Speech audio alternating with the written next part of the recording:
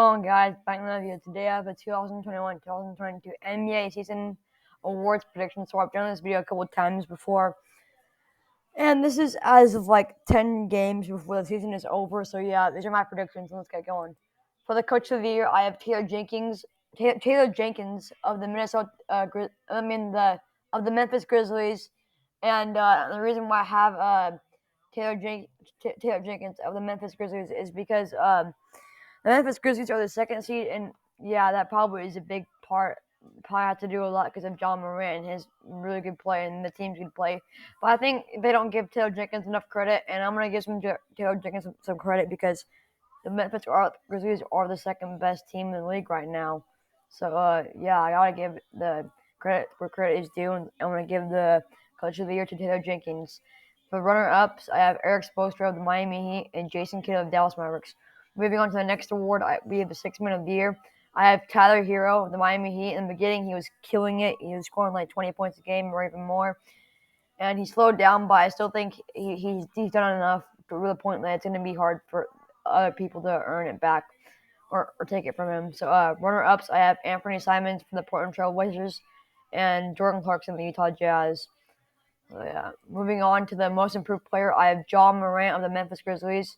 He went from like being an all-star to like an MVP candidate, so I definitely have to give it to him on this award. He's improved a lot, definitely. Some other runner-ups who could have definitely won this award are Darius Garland of the Cleveland Cavaliers, leading his team to the 6th seed, and then Miles Bridges of the Charlotte Hornets, averaging 20 points now. So yeah, they're doing. These three people could definitely win it, but I have John Morant because he's having an MVP season, which he didn't have last year, but he still had a good year last year. So yeah. Moving on, we have Rookie of the Year. I have Cade Cunningham with the Detroit Pistons. At the beginning, it was Scottie Pippen. No, at the beginning, it was my bad. At the beginning, it was Scottie Barnes, but then it moved on to Evan Mobley. But not like Cade Cunningham's got it. The reason why I give it to Cade Cunningham is like he's been carrying this team, even though like they're not that good of a team. Just like he's been scoring a lot. He's been, I'm really impressed with his game, and I feel like I'm more impressed with Cade's game than I am with Evan Mobley and Scottie Barnes. But these three could definitely win it. I just have Cade Cunningham. And for runner-ups at number 2, I have Evan Mobley of the Cleveland Cavaliers.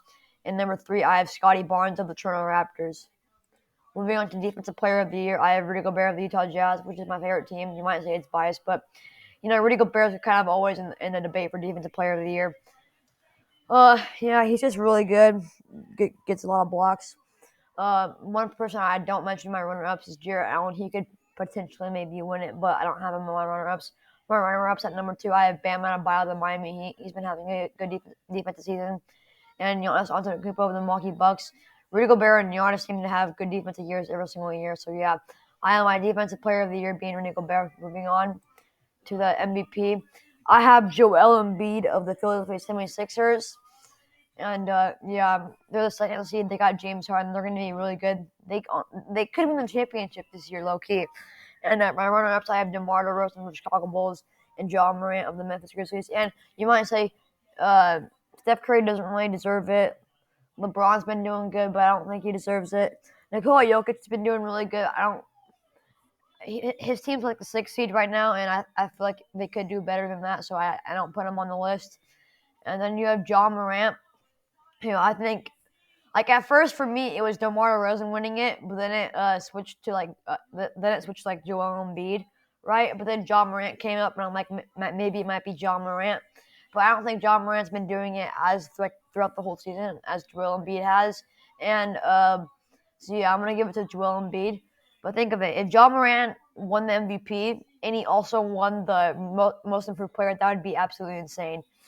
But yeah, I have Joel Embiid winning it, and then I have DeMar DeRozan as the second runner-up, as a first runner-up as DeMar DeRozan on the Chicago Bulls, and for my second runner-up, third person for the MVP, I have John Morant of the Memphis Grizzlies. Thank you guys for watching. That's gonna do it for my awards for the 2021-2022 NBA season. Thank you guys for watching, and yeah, bye.